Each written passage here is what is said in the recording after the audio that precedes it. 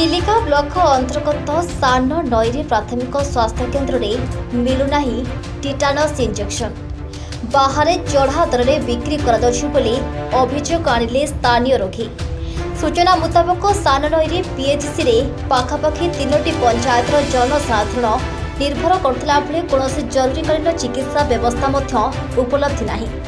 एपरिक कौनसी दुर्घटना जनित स्थानीय रोगी चिकित्सा आसुला बेले सेमानक पई आवश्यक टिटानस इंजेक्शन उपलब्ध हो पारना, जहाँफल रोगी बाहर औषध दुकान को टिटानस इंजेक्शन आने पड़े थाए। एपरि स्थले औषध दुकानी मनमानी सांग को चढ़ा दर में इंजेक्शन बिक्री करुवा साधारण अभियोग होछि। अभियोग अनुसार चिलिका ब्लॉक सान नईरे पंचायत अंतर्गत 10 नंबर वार्डर जय बेहरा पुओ अजित बेहरा साइकेल रे एक दुर्घटना घटिया परे तांको निकटस्थ प्राथमिक स्वास्थ्य केन्द्र को आनिथिले। मात्र डाक्टर सेठरे तांकर प्राथमिक चिकित्सा परे बाहर इंजेक्शन आनिबा पई कहिथिले, जहाँकि बाहर औषध दुकानी निर्धारित मूल्य ठारू ढेर अधिक मूल्य रे इंजेक्शन देथिले। यार प्रतिवाद करिबारो फ्यूचर चार्ज लागू होछि कही कथा को एड़ाई देथिले।